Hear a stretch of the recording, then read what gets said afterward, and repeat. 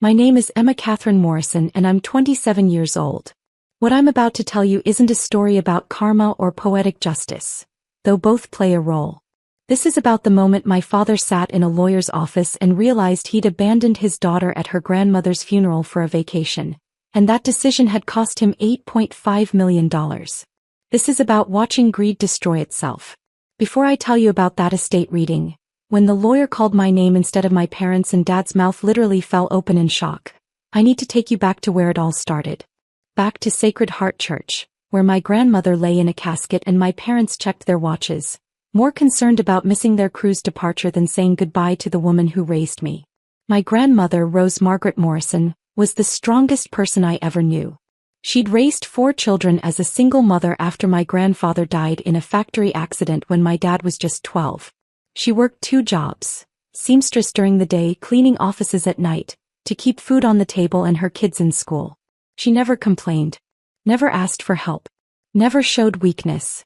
By the time I was born, Grandma Rose had retired and was living comfortably in a modest house in Portland, Maine. My parents, Martin and Christine Morrison, lived 20 minutes away with my older sister Amber and me. We visited Grandma every Sunday without fail, and those visits were the highlight of my week. While my parents were obsessed with appearances, status, and money, Grandma Rose cared about character. She taught me to sew, to cook, to balance a checkbook. She told me stories about surviving hardship with dignity. She made me feel valued in ways my parents never did. "You're special, Emma girl," she'd tell me, using her nickname for me. "Don't let anyone convince you otherwise. You have your grandfather's kindness and my spine. That's a powerful combination." My parents' relationship with Grandma was complicated. Dad resented that she'd never remarried, never pursued wealth, never given him the privileged upbringing his friends had. Mom looked down on Grandma's simple lifestyle, her second-hand furniture, her refusal to care about fashion or status. "Your grandmother could have done so much better," Mom said once when I was 12. "She could have married that banker who pursued her, lived in a nice house, given us opportunities. But no, she had to be stubborn and independent. She provided for 4 kids alone," I said. "That's pretty amazing." "It's poverty, Emma. Nothing amazing about that." I stopped arguing with Mom about Grandma after that. I just quietly continued my Sunday visits, soaking up every moment with the one person in my family who truly loved me. When I was 14, Grandma was diagnosed with pancreatic cancer. Stage 4. The doctors gave her 3 to 6 months. She lasted 4 months, and every day of those 4 months I was by her side.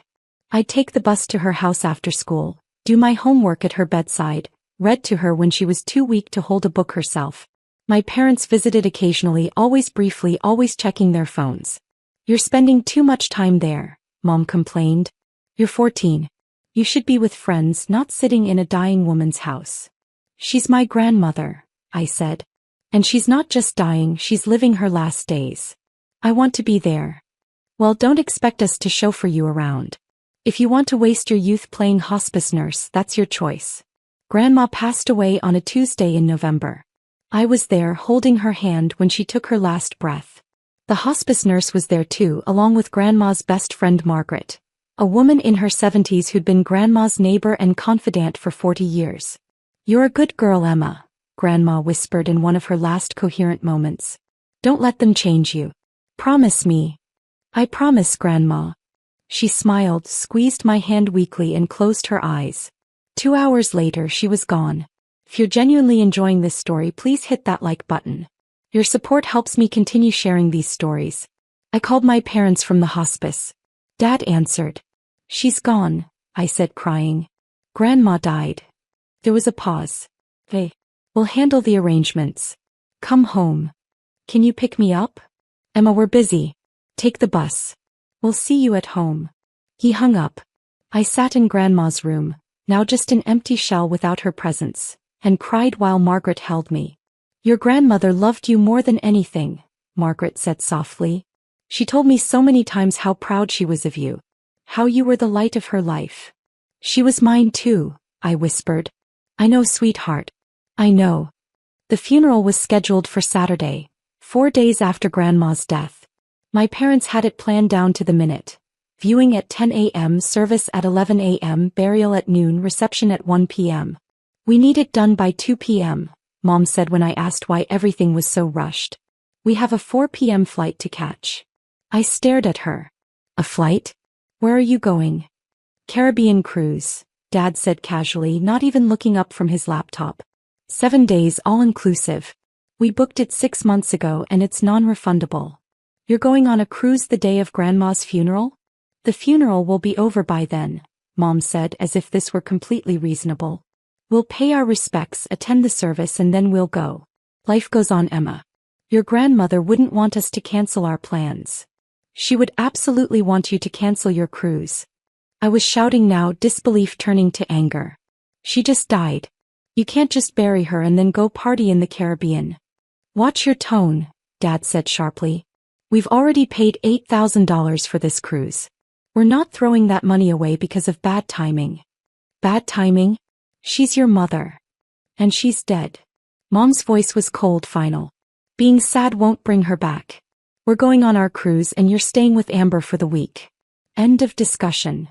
I looked at my sister, who was 17 and had her headphones in, completely checked out of the conversation.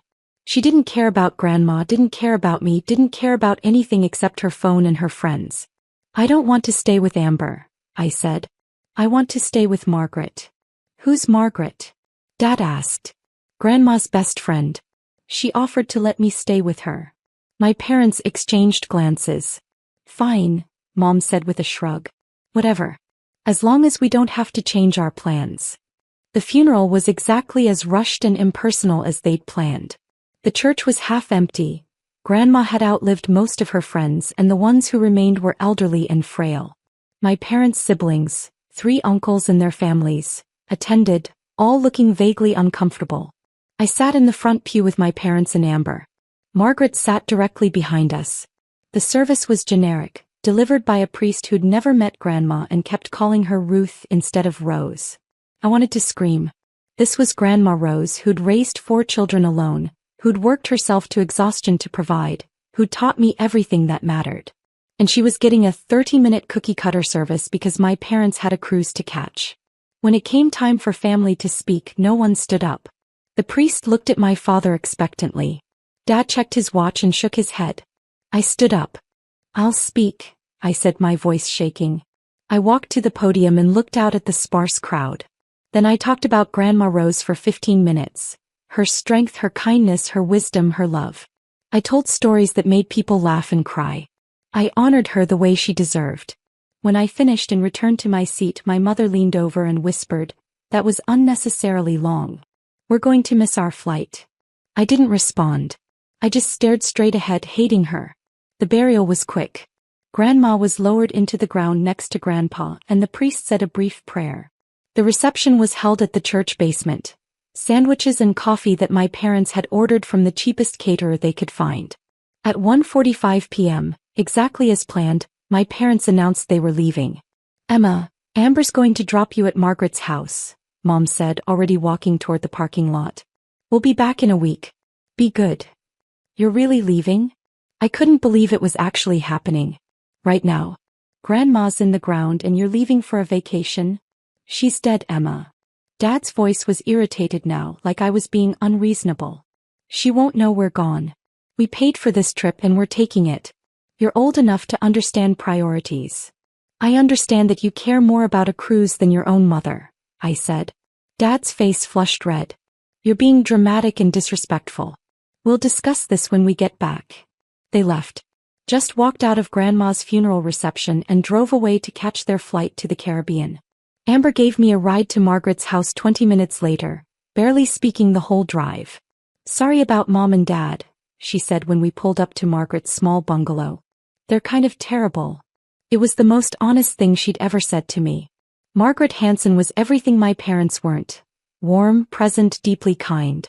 She welcomed me into her home like I'd always belonged there. "You'll take the guest room," she said, showing me to a cozy bedroom with a quilt-covered bed and lace curtains. "Stay as long as you need, sweetheart. I promised Rose I'd look after you if anything happened to her, and I keep my promises."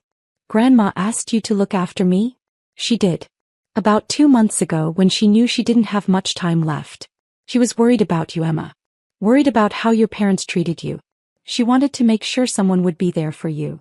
I started crying and Margaret held me while I sobbed for Grandma, for the funeral she deserved but didn't get, for the parents who'd chosen a vacation over grieving. That week with Margaret changed my life. She told me stories about Grandma I'd never heard, about her strength during the hardest years, her quiet acts of generosity, her fierce protection of her children despite having so little. "Your grandmother was remarkable," Margaret said one evening over tea. "She never had much money but she was rich in the ways that mattered. And she loved you so much, Emma. You were her pride and joy." "I loved her too," I whispered. "I know you did. And she knew it too." When my parents returned from their cruise, tanned, relaxed, and full of stories about buffets and excursions, they barely acknowledged I'd been gone. "Did you behave yourself at Margaret's?" Mom asked. "Yes." "Good. Back to normal now." But nothing was normal. I couldn't look at my parents the same way after they'd abandoned me at Grandma's funeral. Every interaction was colored by the knowledge that they'd prioritized a vacation over saying goodbye to the woman who raised them. I started spending more time at Margaret's house. She never minded, in fact she encouraged it. We'd have dinner together, work on sewing projects she'd learned from Grandma, talk about books and life and dreams. "You're always welcome here," she told me. "This is your second home." It became my first home.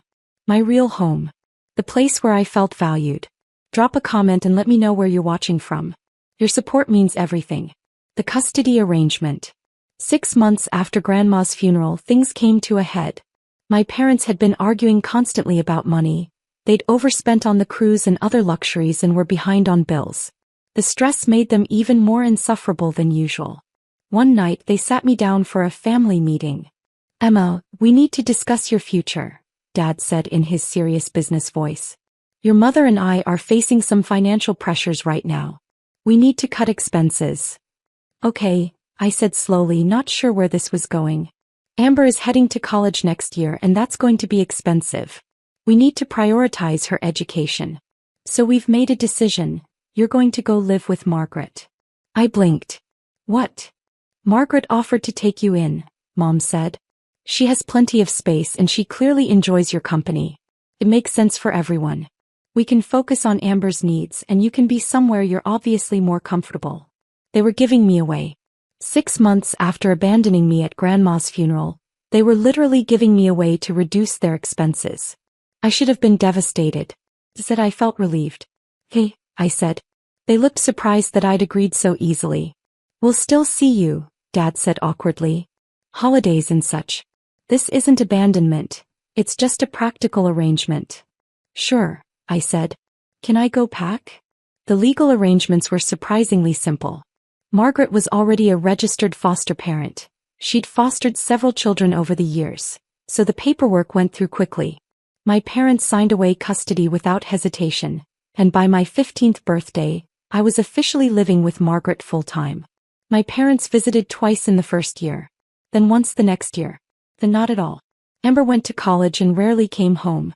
When she did, she didn't visit me at Margaret's. I was alone with my biological family, but I wasn't lonely, because I had Margaret. Margaret became the mother I'd never had. She encouraged my education, supported my interests, and made me feel like I mattered. She worked as a retired accountant who did consulting work from home, so she was always available when I needed her. "What do you want to be, Emma?" she asked me one evening when I was 16. "I don't know. Something that helps people, I think." "Your grandmother wanted to be a nurse," Margaret said. "But she never got the chance, had to drop out of school to work when her own mother died. She would have been brilliant at it." "Really? I never knew that." "She had dreams just like you do. Don't let anything stop you from achieving yours." Under Margaret's guidance, I flourished. My grades improved from B's to straight A's. I joined clubs, made friends, discovered a passion for social work. Margaret paid for SAT prep courses, college application fees, everything I needed. "I can't afford all this," I protested when she insisted on hiring a college counselor. "Yes, you can," Margaret said firmly. "Your grandmother left me something in her will specifically for your education. She wanted to make sure you had opportunities. We're using that money exactly as she intended." I got into Boston University's social work program with a partial scholarship. Margaret covered the rest without hesitation. During my 4 years there, she visited regularly, called weekly, and made sure I knew I was loved. My biological parents didn't call once during college. Didn't ask how I was doing. Didn't acknowledge my graduation. I stopped expecting anything from them. After getting my bachelor's degree, I was accepted into BU's master's program in social work with a focus on child welfare. I wanted to help kids like me, kids whose parents failed them who needed someone to step up and care. Margaret was at my master's graduation, crying and cheering louder than anyone. "Your grandmother would be so proud," she whispered, hugging me tight. "I wish she could have seen this," I said. "She sees it, sweetheart." "I know she does." I got a job at a nonprofit in Portland working with foster youth, helping them navigate the system, advocating for their needs, connecting them with resources. The work was hard but meaningful. I was living the life Grandma Rose would have wanted for me. Margaret was 83 now, still sharp and active, still my rock.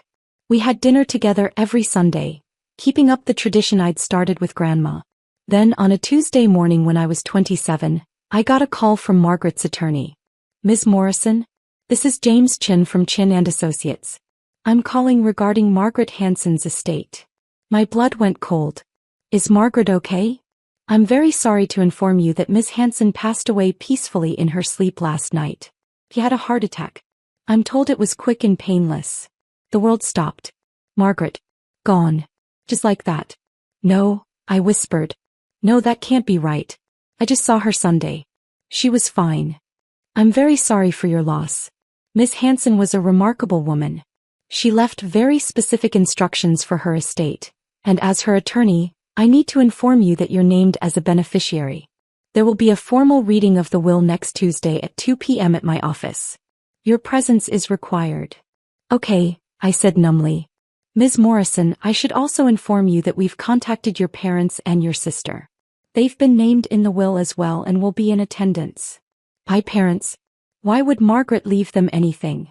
"I can't discuss the details over the phone. Everything will be explained at the reading. Again, my sincere condolences." He hung up. I sat in my office staring at the wall, trying to process that Margaret was gone. The woman who'd raised me, saved me, loved me unconditionally, gone. I barely functioned for the next week. I arranged Margaret's funeral, choosing a beautiful service at the same church where we'd buried Grandma Rose. I spoke about Margaret's kindness, her generosity, her impact on my life and the lives of dozens of foster children she'd helped over the years. My parents didn't attend the funeral. Neither did Amber. They were waiting for the will reading instead. Tuesday arrived. I dressed in a simple black dress and drove to Chin & Associates, a small law firm in downtown Portland. The office was elegant but understated, exactly the kind of place Margaret would have chosen. I arrived 15 minutes early and was shown to a conference room. And there they were, my parents and Amber already seated, looking expectant. I hadn't seen them in person in over 10 years. Dad had aged considerably, thinner, grayer, more worn. Mom looked harder, brittle, with too much makeup trying to hide the years. Amber was 30 now, wearing an expensive-looking suit that screamed try-hard corporate climber. "Emma," Dad said, standing awkwardly.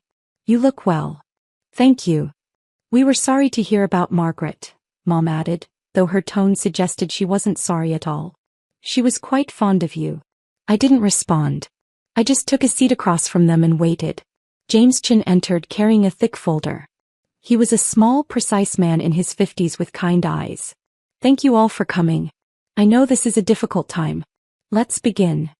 He opened the folder and pulled out the will. Margaret and Hansen's last will and testament, executed on March 15th of this year. Ms. Hansen was very specific about her wishes, and I'm here to ensure they're carried out exactly as she intended.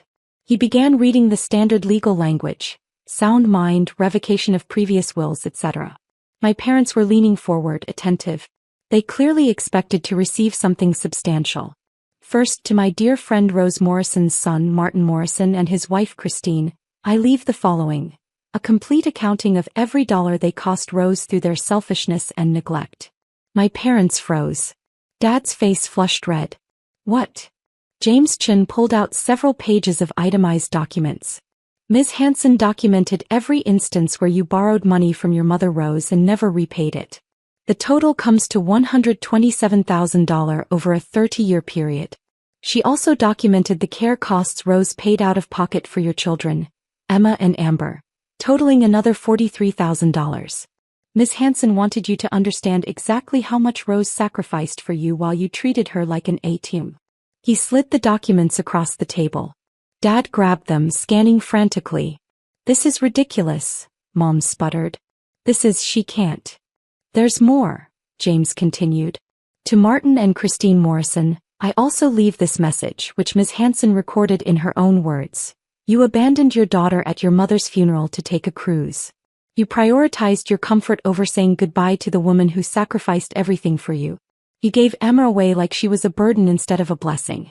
You are the worst kind of parents. The kind who see children as accessories or inconveniences rather than human beings deserving of love. I hope this knowledge haunts you. The room was silent. Dad's mouth was literally hanging open. Mom had gone pale. Additionally, James said, Ms. Hanson established a $50,000 fund specifically for grief counseling and family therapy, should Emma ever choose to pursue reconciliation with you. She doubted you'd take advantage of it, but she wanted the option available. This fund will remain in trust for 5 years, after which it will revert to Emma. He moved on before my parents could respond. To Amber Morrison, I leave my collection of first edition books, valued at approximately $15,000, with the hope that you might read them and learn something about compassion and family loyalty. Amber looked confused. That's it? Books? Yes. Miss Hanson felt strongly that material wealth given to those who don't appreciate it is wasted. She hoped the books might provide some value to your life, though she had her doubts. James turned to me and his expression softened. And now, to Emma Catherine Morrison, whom I have loved as a daughter for 13 years, I leave the entirety of my estate. This includes my home at 428 Maple Street, valued at $680,000. My investment portfolio, currently valued at $3.2 million. My savings accounts, totaling $1.4 million. My retirement accounts, valued at $2.8 million. And various other assets including vehicles, jewelry, and personal property, valued collectively at $420,000. The total estate value is approximately $8.5 million. I couldn't breathe. $8.5 million? Additionally, James continued, reading from Margaret's personal letter, Emma, my darling girl, this money represents the life I built and the future I want you to have. Use it to continue your important work to help children who need advocates, to build the life you deserve. Your grandmother Rose would be so proud of the woman you've become, and so am I. You are the daughter I never had, and you've brought more joy to my life than you'll ever know. Live well, love deeply, and never forget that you are extraordinary. With all my love, Margaret. Tears streamed down my face. James handed me a tissue along with the letter, which was in Margaret's handwriting. My father's mouth was still hanging open, his face cycling through shock, disbelief, and rage. This can't be legal, he finally managed. She can't just, we're family. We have a right. You have no rights here, James said firmly. Miss Hanson's will is ironclad. I wrote it myself and ensured it would withstand any challenge. She was of completely sound mind when she executed it.